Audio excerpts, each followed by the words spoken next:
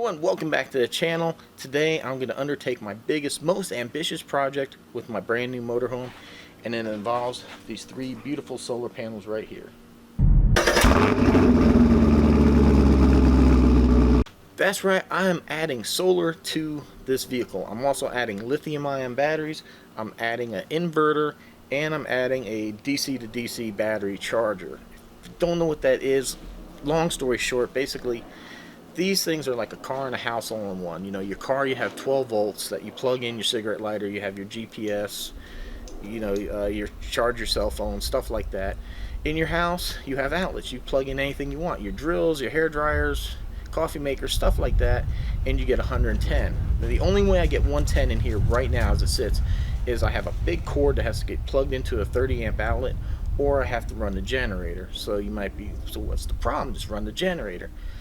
Well, some of the camping I've done, I found a lot of state parks and that some of the federal places prohibit running a generator. So I want to be flexible as to where I stay and not be limited to just places with power hookups. And if I can't run a generator, I need another way to power the coach.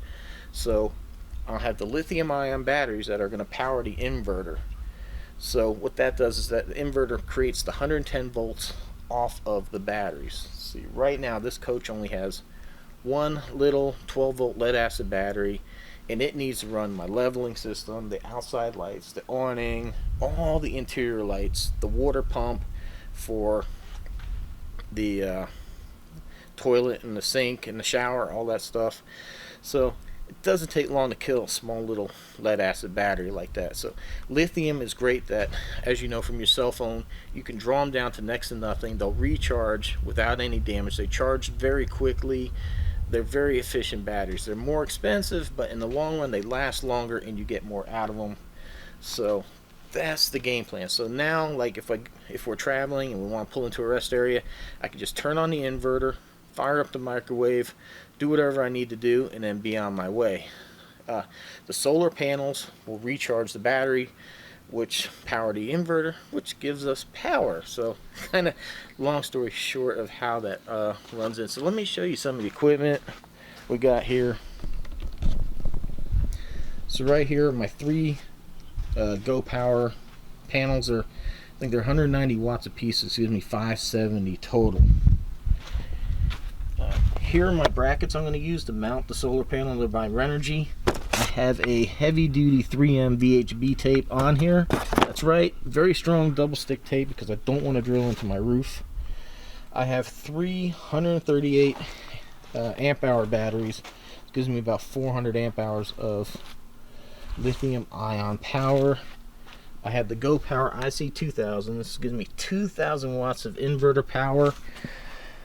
This should be enough to power the microwave, all the lights and stuff like that. Now, even if I had a 3,000 watt, I could probably run the air conditioner, but you would need a huge battery bank to do it. The nice thing with this is, even if I'm plugged in or I'm running the generator or something like that, no, not the generator, if I'm plugged in the power, and just say I had the AC running and I want to run the microwave, and I draw more than that 30 amps, this thing will kick in and give the supplemental power. So it helps out. So not only can you just run the coach on it, but if you're plugged in, this will kick in and give you the extra power you need. And then lithium charge differently than what your lead acid does. So your alternator, your car alternator, really doesn't do a good job at charging these, and you could damage these. So what this is going to do is this is going to take the power from the alternator, come into here, and then come out and then charge the battery. So when I'm driving down the road, if need be, it can charge that. So I'm gonna have a switch on it, and I'll turn it on when I see the need for it. Now, one nice thing is this coach is pre-wired for solar. That's the solar hookup. The problem is that it's way down here in the bottom. That's not big enough to fit my inverter or anything, so I really don't know why they're down there. Alright, so before we get into this, let me just explain, if you're going to be doing this yourself, please have an understanding of electricity and stuff like that. I'm doing this video as an entertainment value, showing you what I'm doing to my coach. So don't take everything that I do as the correct way, the absolute correct way. I feel confident in my handling of electricity and stuff like that to undertake this. So if you're not comfortable with it, please don't do it. Get some help or hire somebody. So that being said, one of the first things I had to do was really think carefully about where I was going to put all the equipment. Like I said, my solar connectors are down there. That's not doing me any good. See, it has to hook to, which one? It has to hook to my solar charge controller, this box right here. See, those wires have to come into here. Now, I had this nice display and I'm able to do things with this. Why would I mount this way down there? And then output of this still has to go to my lithium batteries to charge them. So herein lies the problem, that these things are so tight and confined, it's really tricky to run wires. Now I have a couple of things going on here. Let me show you. So my game plan is right here under this couch is a lot of room. So I plan on putting the DC to DC charger, the inverter, and all the batteries underneath here so I don't lose any storage. Because this thing doesn't even pick up, it lays flat for a bed, but there's really no storage, so I think it's a good spot. So now the problem is I have to hook up to the connections here on the original battery. I've been thinking of either mounting them here by the door or up here, but I'm not sure if I'll lose any storage. But I think it's kind of cool because it's a darker spot, and the inverter controller here actually has a USB port right here for charging. So if I had it here, I can easily leave something up here in the shelf to charge. So I'm still up in the air as about how to do that. Now that being said, I put these here, or I put these here. How do I get the wires around to here? I can't go here, there's nothing here. So basically what it's looking like is I'm gonna have to pull this refrigerator out, get access to the inside. See, I've already got my where the furnace is. I've already been looking at that as to where I can run wires up to the floor. So I got that taken care of. So it looks like I'll take the fridge out. I can mount these here. And then I also have a project for this up here as well. I'm going to replace this cheap little tank thing that reads all my tank levels. I have a really nice one I'm going to be putting in here. And then I'm going to have to run the wires. There's a channel right up here. See, this ends here. So the wires run through here and drop down. So while I had the fridge out, that's going to be my time to go ahead and run that new panel up here as well. Back here is kind of the heart of the beast. That's the fuses and AC circuitry. There's also a charge controller that charges the battery. Now I have to disconnect that charger because there's no perpetual motion or whatever they call it. I can't use my inverter running off of a battery to recharge a battery. So I have to figure this out. A lot of people are lucky that it's built in. There's a separate little box and you just unplug it. But mine, I think, runs on that circuit board on the bottom or something. I have to figure this box out yet. I haven't been in there yet, so we'll be figuring that out as well. And then also this doesn't hinge, so I'm gonna have to unscrew that to get back behind here for a little bit more room. But we'll be definitely running some wires under the coach, up and around. So this is gonna be quite a project. So as you can see, nothing's very easy. Like I said, all my batteries are gonna be here on the couch. I can't mount to the wall. These walls are solid. There's no way of running wires through here. So my only option is to go underneath and then come up. Like I said, everything, there's no real way to get here without taking the fridge out. So that'll give me my access that I need. And then I need to run wires to the back. It's always a challenge. Always a challenge. But I think we got a grasp on, or I have a grasp on how I want to go ahead and do it. I still need to figure out what wire comes from the alternator. I need to disconnect it from that battery and run it to that inverter. I need to figure out what battery, what wire from back there comes over to here to charge and disconnect that. I have a power wire that runs to start the generator. That one's going to be fine. I need to keep that hooked to a battery. And then I think there's one other wire that I need to figure out where these things go as well. So this isn't going to happen in one video, or it's going to be one video for you, but I'm going to be shooting this over several days. So the vehicle might change locations, my clothes might change, and that's why this is a really big project. This isn't something that you do in one day. So I'm trying to make this video as short as possible, because this really isn't going to be like a very detailed thing. But the first thing I want to do is get on the roof. I want to get the solar panels mounted because of that VHB tape. I think it's like 48 hours it gains maximum adhesion. So I want to do that because we have a trip coming up. I'm probably not going to have this all wired up for the trip, but I at least want to have the solar panels up there and get them setting. So let's get on the roof and set some panels. Check it out. Here are the beautiful solar panels. I kind of wanted to put them up front. From what I heard, like, wind resistance is a lot less right here. They take a lot less buffeting. Plus, when you park in a campground, because you're closer to the street, it usually tends to not be as shielded, so you get a little bit more sun. But I didn't want to have to run extra cable, but as it turned out, I had to get a 10-foot extension. It's because I thought these would fit here, but obviously that didn't work. But I like the layout. This one here is like directly behind the AC. Nicely protected from the wind and everything, and dead center, so it gets pretty good sun right there. So, oh yeah, and the reason, well, one of the reasons I offset these so far, I mean, I could have cleared that antenna, but normally when you drive, this side of your vehicle's towards the road, and this is where the trees are.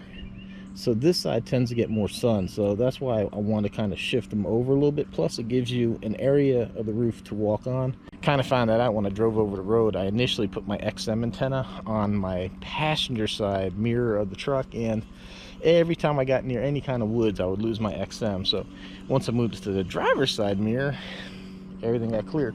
So this is one of the major steps right here, is getting solar panels. Still working on everything else down there, so all I need to do now is I'm going to wire tie these cables up, and then we'll finish. Little update on the solar install. I got the sofa that was here. The top half's here. There's my 3 valence lithium batteries. There's my inverter.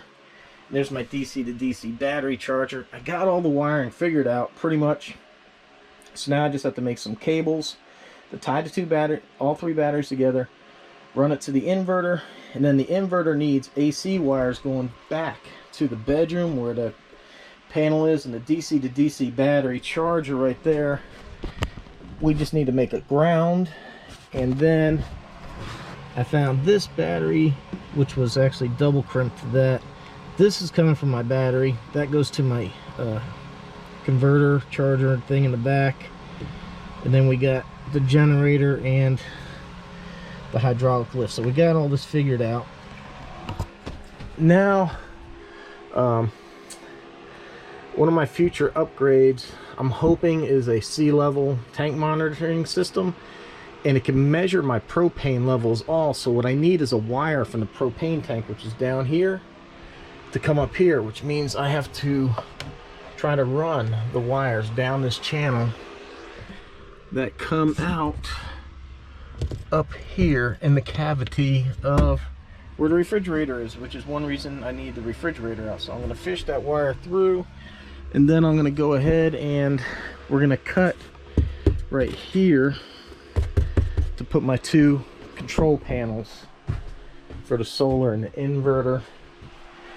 I figure it's kind of a little bit easier than going up this. I'm just not sure if this would work, because I might block access or something. So I'm gonna put it right here. Should be good. Should be good. Anyway, yeah, there's my fridge sitting out. All right, so that's the quick update. All right, ladies and gentlemen, the solar install and inverter and all that's installed. Because even on a gloomy day, my battery's still 100%. Check out the microwave. See, it's off. I hit this button here for the inverter. Okay. Now it's on, and yes, I can actually run it. I still don't know how to use it. I think I have to open it first.